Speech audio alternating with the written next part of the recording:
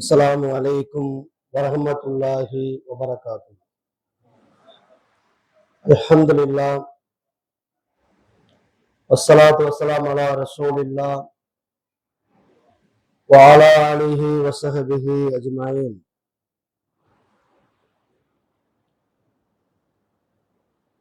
قال رسول الله صلى الله عليه وسلم ورجل قلبه معلق في المساجد.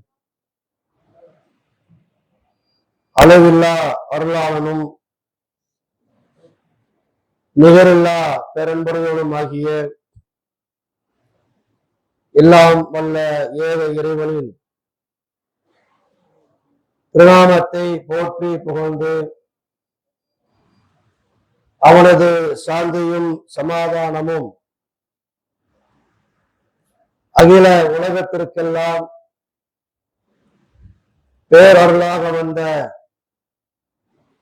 நபிகள் பெருமானார் ஸல்லல்லாஹு அலைஹி வஸல்லம் அவர்களின் மீதும் அவர்களை பின்பற்றி வாழ்ந்த உத்தம நபித்தோழர்களான சஹாபா பெருமக்களின் மீதும் அல்லாஹ்வுடைய மார்க்கத்தை அறிந்து கொள்வதற்காக ஒன்று குழும்பி அமர்ந்திருக்கக்கூடிய நம் அனைவர்களின் மீதும் அல்லாஹ்வுடைய சாந்தியும் சமாதானமும் என்றென்றும் நின்று விளவட்டுமாக. அஸ்ஸலாமு அலைக்கும் வரஹ்மத்துல்லாஹி வபரகாத்துஹு. கண்ணியம் வாய்ந்த அல்லாஹ்வுடைய நல்லடியார்களே, அல்லாஹ் ரப்புல் ஆலமீன் நாளை மறுமை நாளில் 7 வகை மனிதர்களுக்கு தன்னுடைய அரசினுடைய நிழலை தருவான். அந்த 7 வகை மனிதர்களில் நாம் இன்றைக்கு பார்க்க இருப்பது 3வது வகை மனிதர்கள். இவர்கள் யார், எந்த பண்புடையவர்கள் என்பதை இன்றைய தினம் நாம் அறிய இருக்கின்றோம். அல்லாஹ்வுடைய நல்லடியார்களே, நபிகள் நாயகம் ஸல்லல்லாஹு அலைஹி வஸல்லம் அவர்கள் சொல்றாங்க, வரஜுலு கல்புஹு முஅல்லக ஃபில் மசாஜித். நாளை மறுமை நாளில் அல்லாஹ்வுடைய அரசினுடைய நிழலில் இவர் இருப்பார். யார் தெரியுமா? ஒரு மனிதன் அல்லாஹ்வுடைய இறை இல்லத்தோடு அதிகமாக தொடர்பில் இருப்பான். அல்லாஹ்வுடைய இறை இல்லத்துல அதிகமாக தன்னுடைய செயல்பாடுகளை, வணக்க வழிபாடுகளை, தன்னுடைய பழக்க வழக்கங்களை பள்ளிவாசலோடு வேறு செய்வாரு, தொடர்பில் இருப்பாரு. அப்படியாப்பட்ட மனிதருக்கு நாளை அல்லாஹ் ரப்புல் ஆலமீன் தன்னுடைய அரசினுடைய நிலையை தருகிறார் என்று அல்லாஹ்வுடைய தூதர் ரசூலுல்லாஹி ஸல்லல்லாஹு அலைஹி வஸல்லம் அவர்கள் சொல்லி காட்டுறாங்க. இந்த ஹதீஸுக்கு உரியவர்களாக, இந்த நபிமொழிக்கு உரியவர்களாக நம்முடைய வாழ்வை அமைத்திருக்கிறோமா என்று பார்த்தோமேயானால் அதை நிறைவேற்றி எண்ணக்கூடிய அளவிற்குத்தான் நாம் பள்ளிவாசலோடு அதிகமான தொடர்பில் இருப்பதை பார்க்கின்றோம்.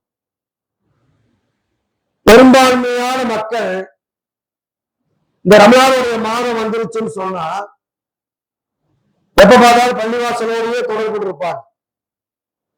ரம்ஜான் மாசம் முடிஞ்சிருச்சுன்னா அவங்களுக்கு பள்ளிக்கு எந்த விதமான தொடர்பும் இருக்காது. பாக்குறமா இல்லையா?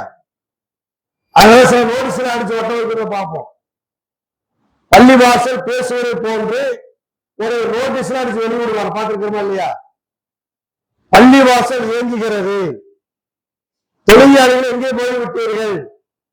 5 நேரம் உங்களை நான் பார்த்தனே, இன்றைக்கு உங்களை காணவில்லையே, எங்கே போய்விட்டீர்கள் என்று பள்ளிவாசல் தொழிலாளர்களிடத்தில் பேசுவதை போன்று ஒரு நோட்டீஸ் அடிச்சு வெளியிடுவதில் செய்யறோம், பாக்குறோமா இல்லையா?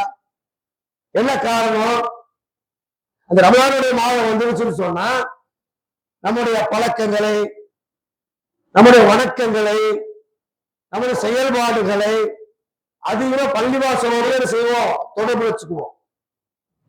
ரம்ஜான் மாசம் பெருநாள் தொழிலை தொழுது விட்டால் பள்ளிவாசலுக்கு அஸ்ஸலாமு அலைக்கும், பள்ளிவாசல் சலாம் சொல்லிட்டு அப்ப என்ன செய்வாரு, அப்ப ஏதோ நாளைக்கு வருவேன்.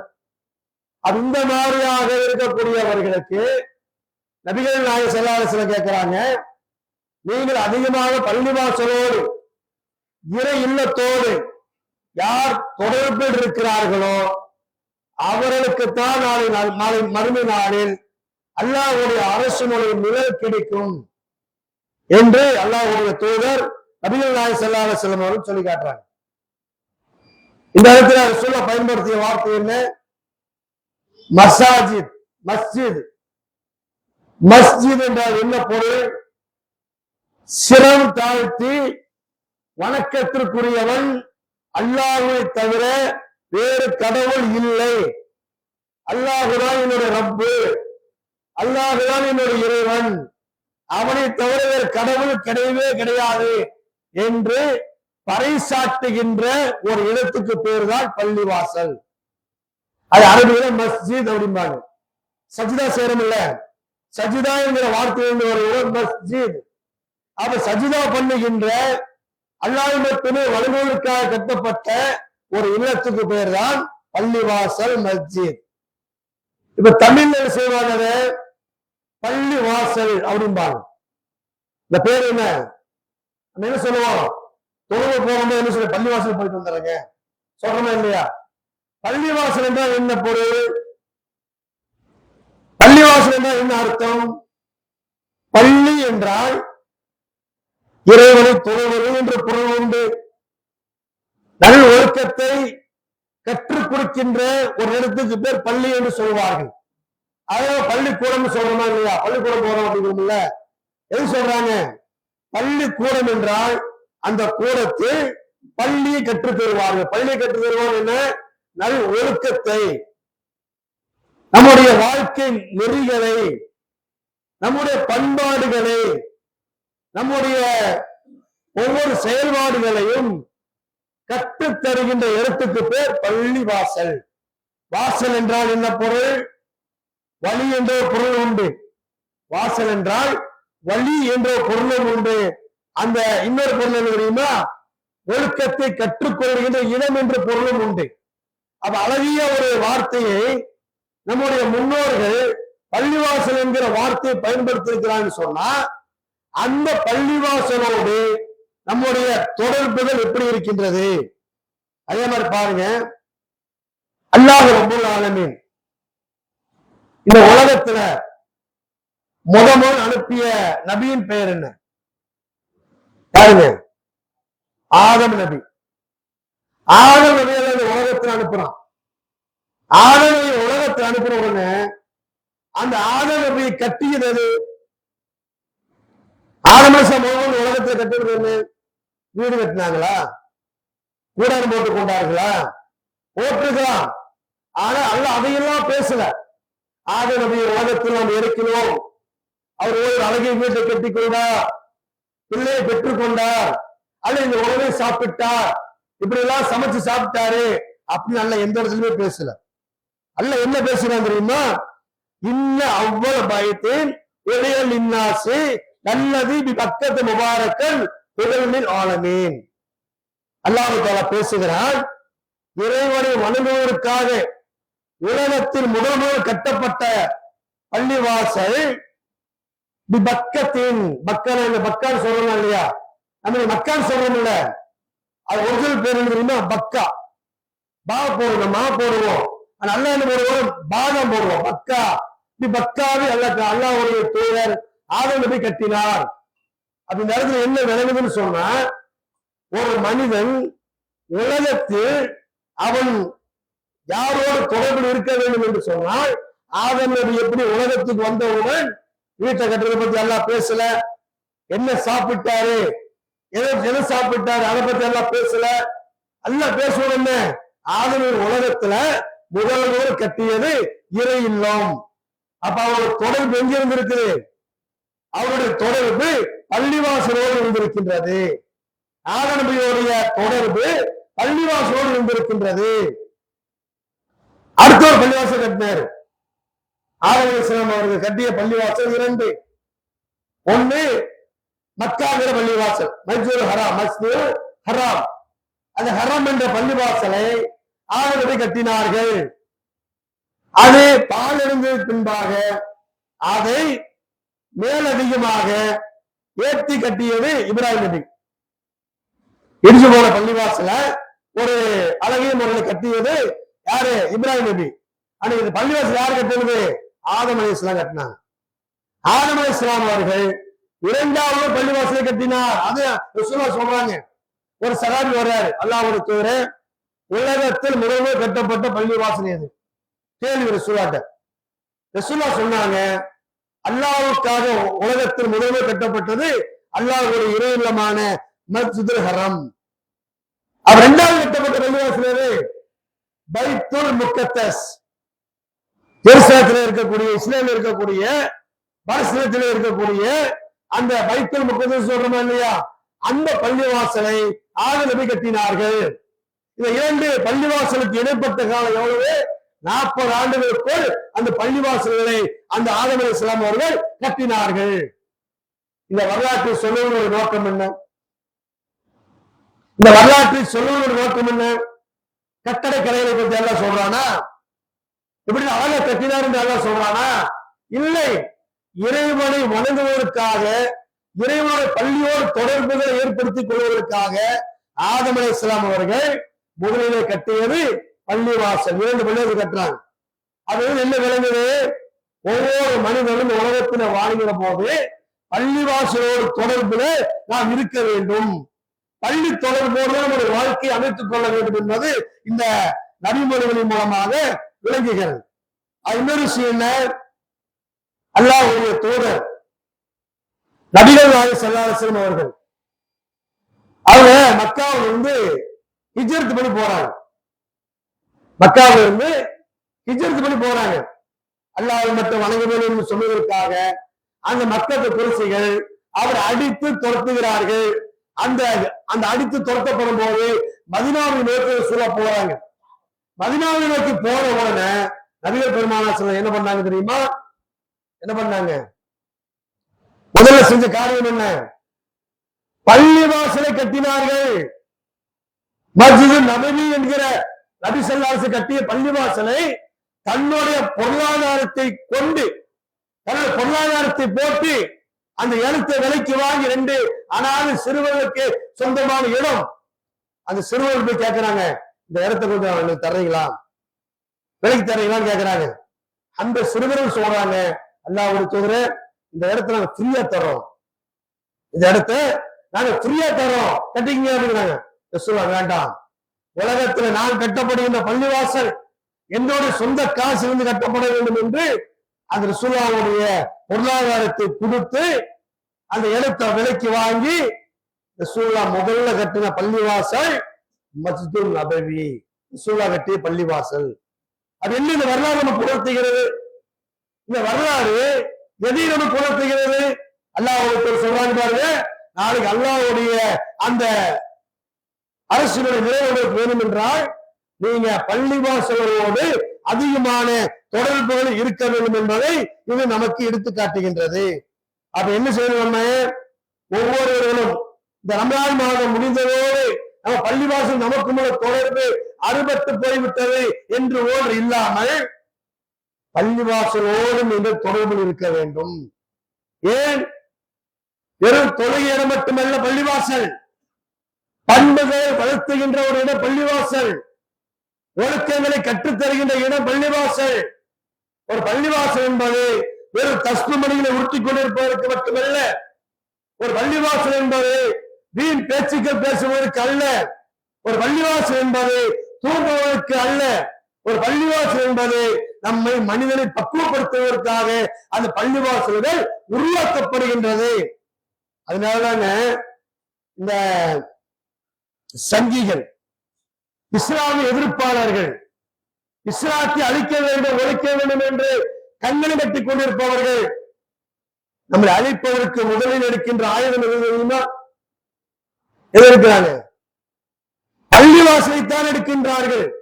நல்லா கவனிக்கணும். நீங்க ஒவ்வொரு பள்ளிவாசல்களை இடிக்க வேண்டும். ஒரு பள்ளிவாசல் இருக்கக்கூடாது. ஏன்? அங்கே அவர்கள் ஒன்று கூடுகிறார்கள், சகோதரத்துவத்தை ஏற்படுத்துகிறார்கள், அன்பை ஏற்படுத்திக் கொள்கிறார்கள்,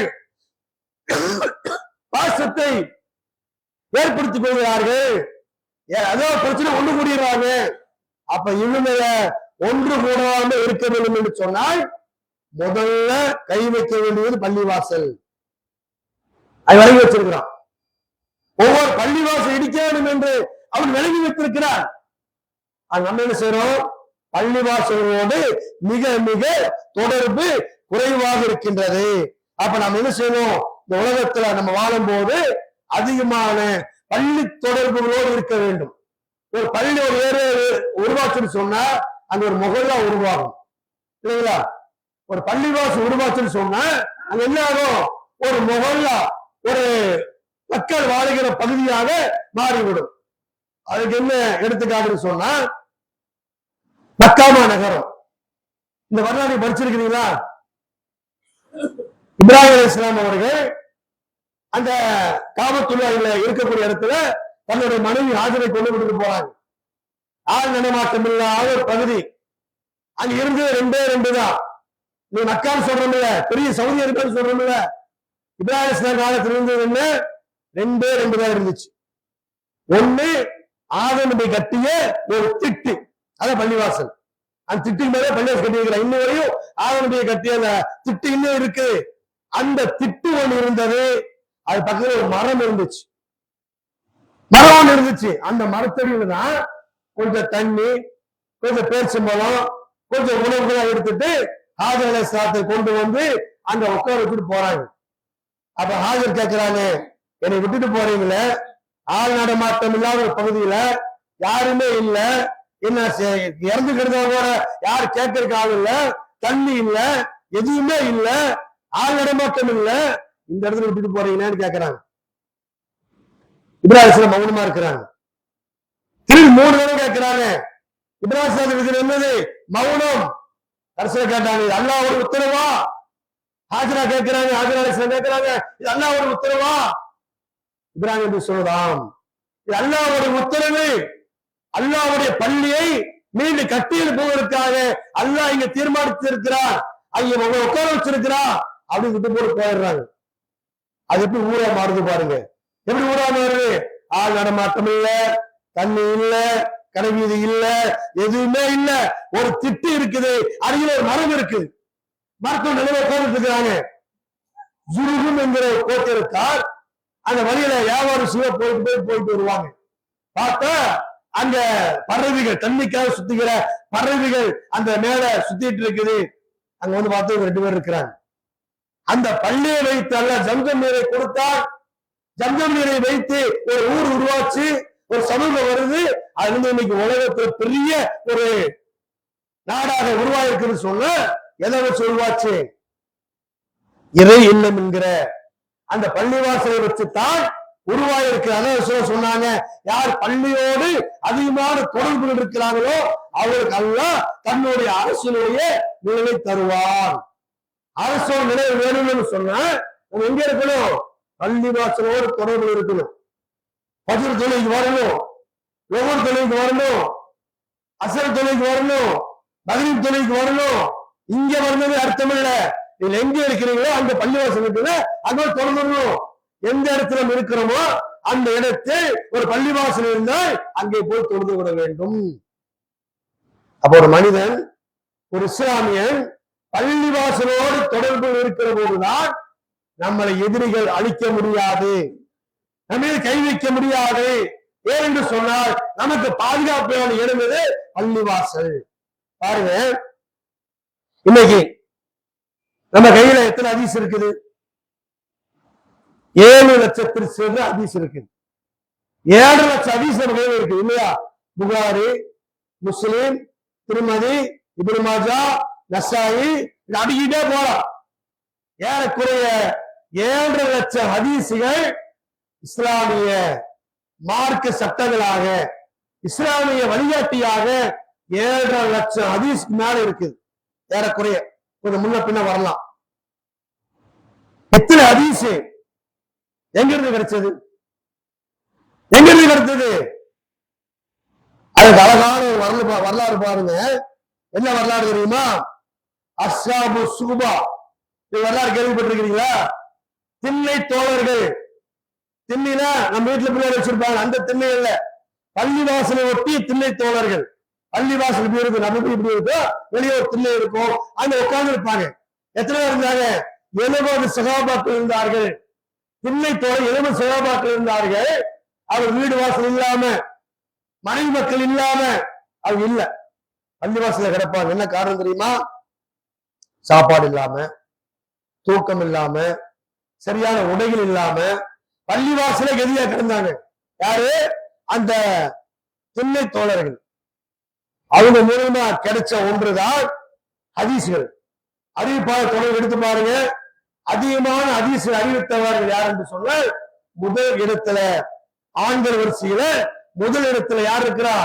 அபூ ஹுரைரா ரலியல்லாஹு அன்ஹு இருக்கிறாங்க. 2வது இடத்துல யார் இருக்கிறா? இப்னு அப்பாஸ் ரலியல்லாஹு இருக்கிறாங்க. 3வது இடத்துல யார் இருக்கிறா? உமர் ரலியல்லாஹு இருக்கிறாங்க. ஆண்கள் வரிசையில. அது இவங்களுக்கு எங்க அந்த ஹதீஸ் கிடைச்சது? எப்படி ஹதீஸ் தொகுத்தார்கள்? 7 லட்சம் ஹதீஸ்கள் வெளியில இருக்குன்னு சொல்ல எங்கிருந்து கிடைச்சது? மஸ்ஜித் நபவிங்கிற அந்த பள்ளிவாசலுக்குள்ள திண்ணை தோழர்களாக, சாப்பாடு இல்லாம, தூக்கம் இல்லாம, நல்ல உடை இல்லாம பள்ளிவாசல்ல கிடந்து அந்த ரசூலா சொல்றது, பேசுறது, பார்த்தது, சொன்னது, நடந்தது எல்லாத்தையும் எழுதினாங்க. எடுத்து எடுத்து எடுத்து இன்னைக்கு நம்ம கையில தழுவி கொண்டிருக்கோம். சொல்ல இந்த பெரிய பாக்கியம் எங்கிருந்து கிடைச்சது? பள்ளிவாசல். அதான் சொல்றாங்க, அல்லாஹ்வுடைய அரசோட நிலவு வேணுமா உங்களுக்கு? பள்ளிவாசலுக்குள்ள வாங்க, பள்ளிவாசல் தொடர்புல இருங்க, அல்லாஹ்வுடைய இறையினத்துக்குள்ள நீங்க தொடர்பு இருங்க, உங்களுக்கு அல்லாஹ்வுடைய அரசினுடைய நிலை கிடைக்கும் என்று இந்த சம்பவம் மூலமாக நமக்கு கிடைக்கின்றது. அதே மாதிரி பாருங்க, நபிகள் நாயகம் ஸல்லல்லாஹு அலைஹி காலத்துல ஒரு அபிசீனிய பெண்மணி இருந்தாங்க. அந்த பெண்மணிக்கு என்ன வேலை தெரியுமா? இந்த பள்ளிவாசல பெருக்கிறது. குப்பையெல்லாம் கிடக்கும்ல, பள்ளிவாசல் பெருக்குவாங்க, பள்ளிவாசல் சுத்தமா வச்சிருப்பாங்க. ஒரு முறை சொல்ல பள்ளிவாசலுக்கு வர்றாங்க, அந்த பெண்மணி காணோம். சகாபாக்கிட்ட கேட்கிறேன், எங்க அந்த பெண்மணி எங்க போயிட்டாங்க?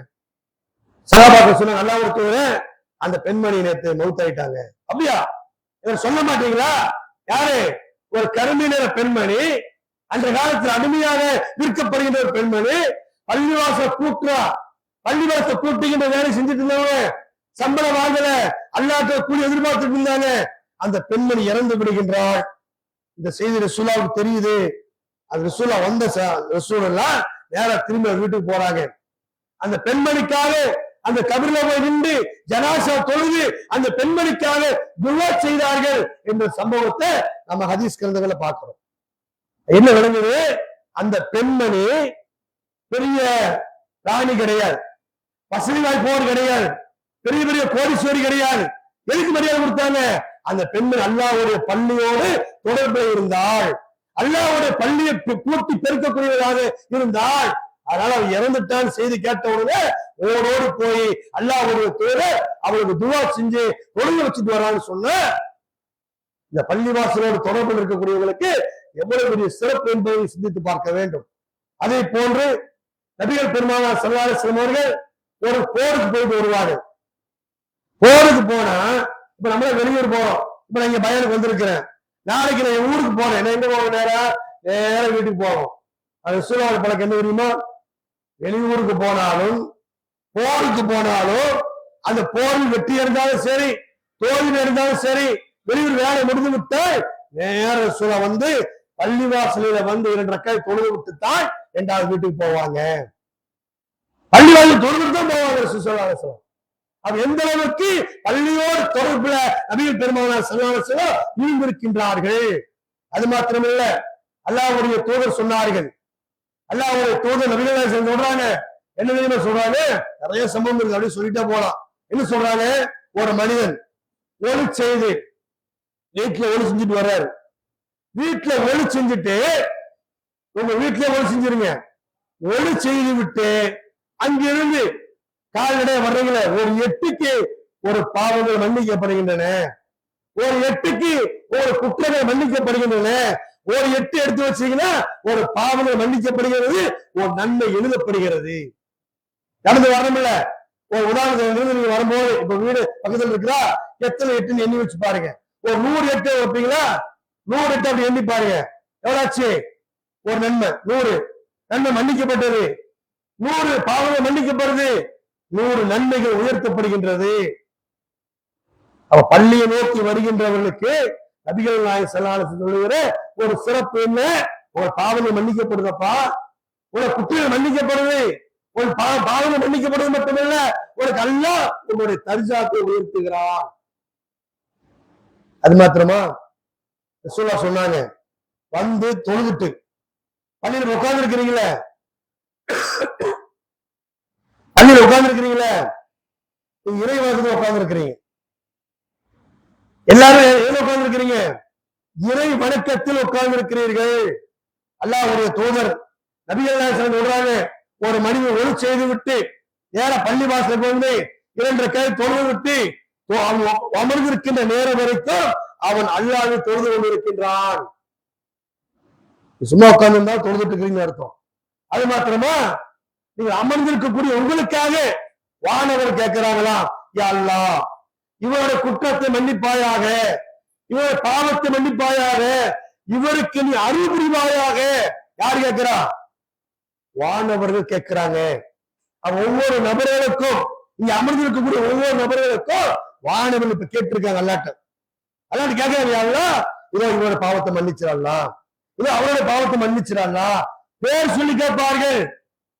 பாவத்தை மன்னிக்கிறது மட்டுமில்லைங்க, உங்கள் மீது அருள் புரிவாயாக, இறைவா இவர் மீது அருள் புரி, இவர் மீது அருள கருணை காட்டி, இவர் மீது அனுமத்தை போலி, இவர் மீது உங்களுடைய கருணையை பொழி என்று சொல்லி வானவர்கள் மலக்குமார்கள் அல்லாஹ்விடத்துல துவா செய்கிறார்கள் என்று பள்ளிவாசலில நம்ம இருக்கக்கூடிய அந்த நேரத்தை கூட இறை வணக்கத்துல நீங்க இருக்கிறீர்கள் என்று நபிகள் நாயகம் ஸல்லல்லாஹு அலைஹி வஸல்லம் சொல்றாங்க.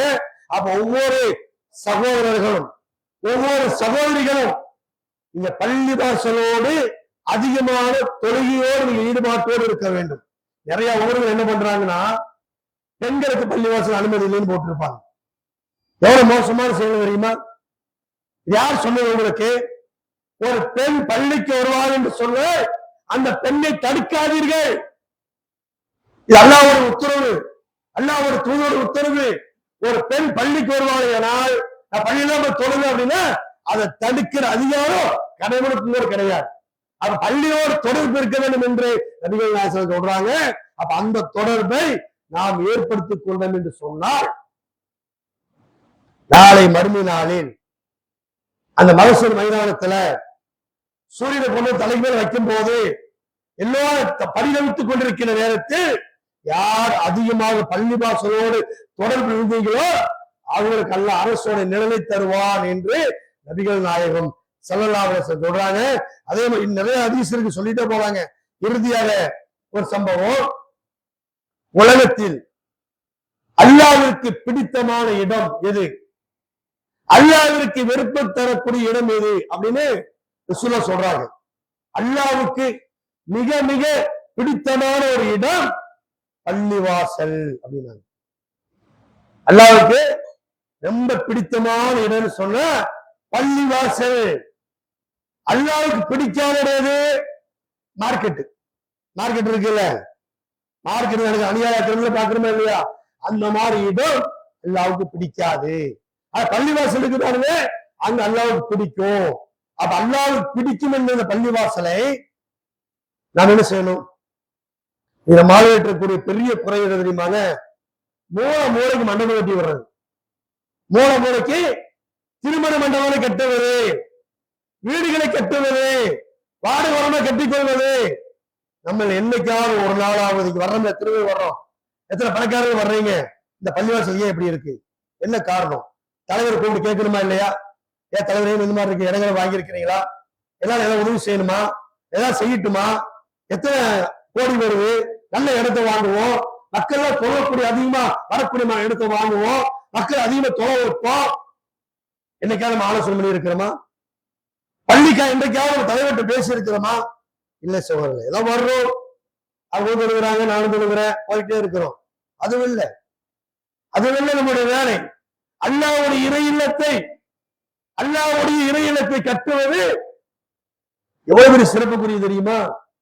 ஒரே ஒரு சம்பவத்தை சொல்கிறேன். சகாபாக்கள் அந்த மஸ்ஜித் நபவியை கட்டுறதுக்கு என்ன செய்வாங்க, ஒவ்வொரு சகாபம் செங்கல் தூக்கிட்டு ஓடுறாங்க. செங்கல் தூக்கிட்டு ஓடும் போது அம்மார் வெளியெல்லாம் இருக்கிறாங்க பாருங்க.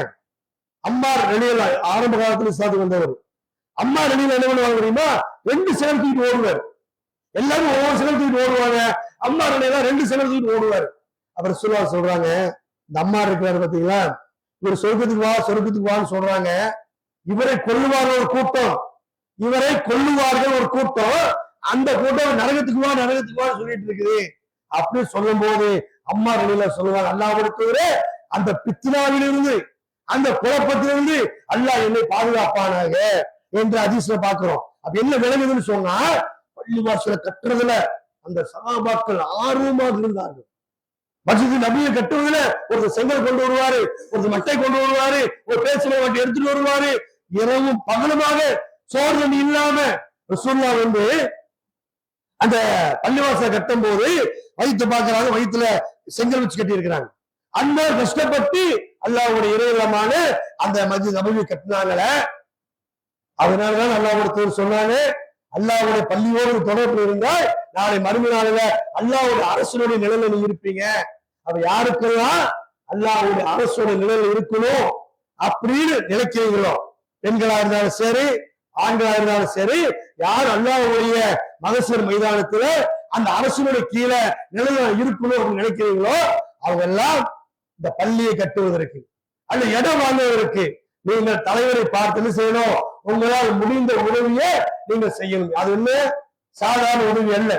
நீங்க 10,000 ரூபாய் கொடுக்குறீங்க, 1 லட்சம் ரூபாய் கொடுக்குறீங்க, 2 லட்சம் ரூபாய் கொடுக்குறீங்கன்னா அதாங்க கொள்முதல். அதான் நம்ம கொள்முதல். நாளைக்கு மறுமையில நல்ல என்ன பண்ணுவோம், அது ஒரு ஒட்டல் குட்டியை வளர்த்துவது போட்டு வளர்த்துவான்.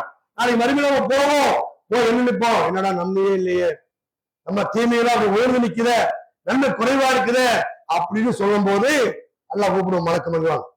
அதான் ஒரு மூட்டை இருக்குது, அவர் செஞ்சு வச்ச நன்மை, அந்த மூட்டை எடுத்து அங்க வையும் பாடலாம். அச்சா நன்மை கருத்து விடும், பாவம் குறைஞ்சு விடும், அவர் சொர்க்கவாதியாக மாறுவார். ஏன்?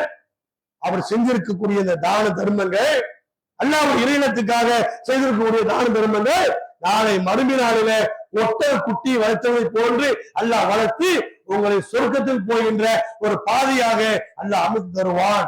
அப்ப நம்ம எல்லாம் சேர்ந்து இந்த இறை இல்லத்தை அழகான முறையில கட்டி நமக்கு கொஞ்ச நாள் கொடுத்திருக்கிறாங்க. இந்த இறையில கொஞ்ச நாளுக்கு தான் வேலை இருக்கும். அப்ப நம்ம இன்னும் தொழுவுன்னு சொன்னா, நம்ம முகலை உருவாக்க சொன்னா, நல்ல ஒழுக்கத்தை உருவாக்க வேண்டும் என்று சொன்னால், அல்லாஹ் அரசுடைய நிலை வேண்டும் என்று சொன்னால், நீங்க எல்லாரும் சேர்ந்து தலைவர் ஒத்துழைப்பு கொடுக்கணும். அவர் ஒரு நாள் மட்டும் முடியாது, எல்லாரும் ஒண்ணு சேரணும். ஒண்ணு சேர்ந்து அல்லாஹ்வுடைய இறையிலத்தை கட்டும் போது உங்களுக்கு நன்மை, அவருக்கு நன்மை, எனக்கு நன்மை, உங்களுக்கு நன்மை. யாரெல்லாம் இதுல ஈடுபட்டார்களோ அத்தனை பேர்களுக்கும் நாளை மறுமை நாளில் அல்லாஹ்வுடைய அரசுடைய நிழல் கிடைக்கும். அப்படியாப்பட்ட பாக்கியமுடையவர்களாக அல்லாஹ் உங்களையும் உங்கள் குடும்பத்தார்களையும் எங்களையும் எங்கள் குடும்பத்தார்களையும் அல்லாஹ்வுடைய அரசுடைய நிழலுக்கு சொந்தக்காரர்களாக அல்லாஹ் தஆலா ஆக்கியருவானாக. வாகிர் தவானா அல்ஹம்துலில்லாஹி ரப்பில் ஆலமீன். அஸ்ஸலாமு அலைக்கும் வரஹ்மத்துல்லாஹி வபரகாத்துஹு.